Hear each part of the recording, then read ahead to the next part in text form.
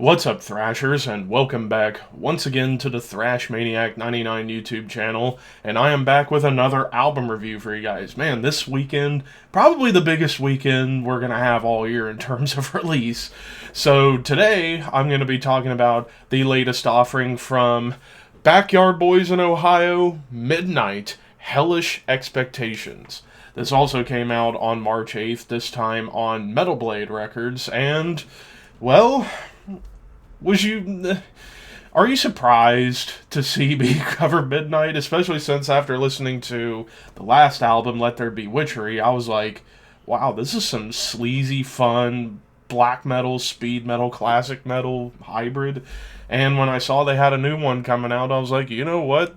I'm totally down for more Midnight. And this one is a little bit different only in terms of the aesthetic they're going for on here, and the sense they're doing far shorter songs. In fact, this is the shortest Midnight album yet. This is only like 25 and a half minutes, and pretty much what you're going to get on a lot of these songs, it's the longest track, the opening track, Expect Total Hell, which is only like 3.5 minutes. Immediately, heavy riff. Dare I say, I'd say the guitar tone on this album is maybe the heaviest tone on a Midnight album thus far.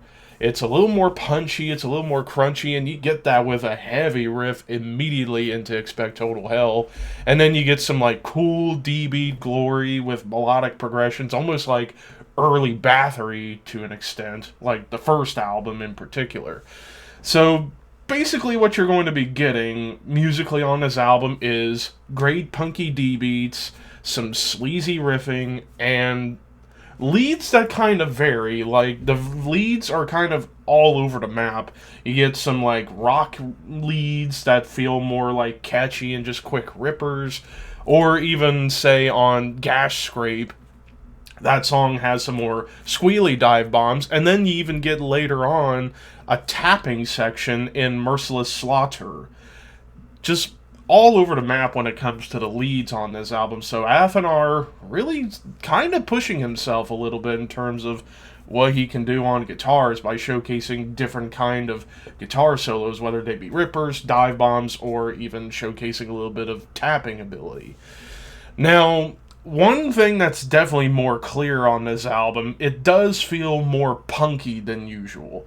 Now, I know that sounds weird considering punk elements are kind of laced all throughout Midnight's career, but it kind of comes out more so here, not just in terms of how short these songs are, but in the tracks Gash Scrape and Deliver Us to Devil. Those two songs kind of have like a D-beat hardcore vibe, like Discharge in particular. And I love how at the beginning of Gash Scrape, immediately get a bass line that I think Lemmy would have been proud of. But then you get into back to Deliver Us to Devil, it just goes for more straight ahead, like brutal D beats and just packed full of that punk aggression. Then we get into Masked and Deadly, and this one brings back the Bathory vibes, but the riffs almost feel a little bit thrashy, like they're more machine gun riffing, but still having a D beat on top. Slave to the Blade, this was the one in particular that made me immediately think of Motorhead, and it's the shortest track of the album at under 2 minutes. But then, man, Athanar knew how to pack a punch in just under 2 minutes. The fucking Motorhead vibes and the riffing and the bass tone and the drumming, it's felt throughout. The best way I could describe this song is it's evil, sleazy dominatrix time.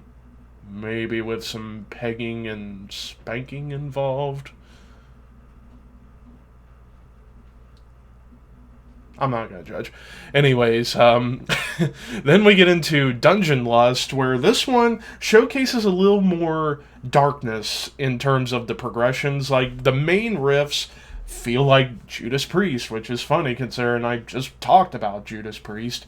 And the riffs on here definitely carry an 80s Priest vibe, but there's some like cool dark progressions going on in the background to kind of like emphasize the evilness of the song in particular. Then we get into Nuclear Savior, which this song definitely brings out more of like the recent Dark Throne vibes. Like, well, when I say recent, like that late 2000s like punk style Darkthrone was going for it. This kind of has that, but it's definitely got more sleaze to it. And even the chorus, probably one of the catchiest choruses on the entire album. And then to Merciless Slaughter, pulse pounding bass line, but this is where the mood shifts from like sleaze to just downright evil and sinister. Like the way in which the riff is going, it's more of like a mid-tempo rocking riff, but it just feels more sinister and evil sounding. And this was, like I said, where the tapping lead comes in. Doom Death Desire, I was kind of fooled by that. I figured he was maybe going to write a quick Death Doom riff.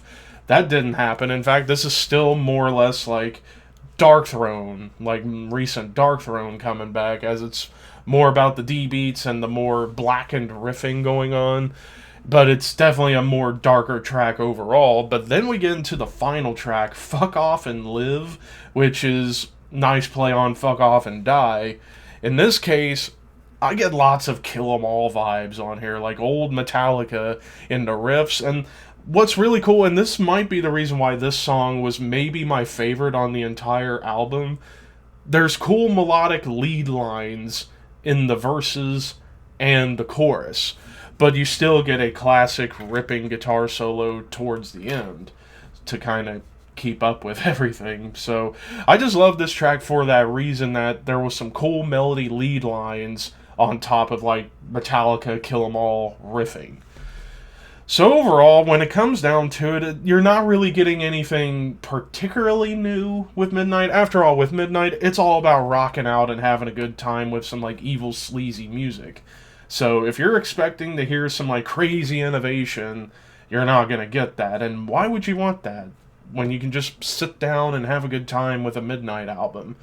With that being said, while it is heavier, I will say that I do wish they could have expanded, like maybe hung on certain riffs a little bit longer, maybe like add some more seconds to these songs, because yeah, it's 25 and a half minutes, but it would have been cool to hear some of these riffs get like dry humped a little bit more. Whereas with the last album, Let There Be Witchery, Athenar knew how to just nail and hang on to riffs. You still get plenty of that on here, but I wish it could have been a bit longer. For those reasons, despite that, every song ripped, so I'm going to give this a 4 out of 5. Am I ranking it a little bit high? Perhaps, but again, isn't music at the same time meant to be fun? And Midnight's fun, and nothing more, nothing less to be said. This is just another fun, sleazy, evil album from one of the best bands Ohio has ever produced. But of course, those are just my thoughts. What did you guys think of Hellish Expectations by Midnight? Let me know in the comments. Like, share, subscribe, comment, all that good stuff. Until next time, thank you for watching. Keep your horns high and your dreams wet.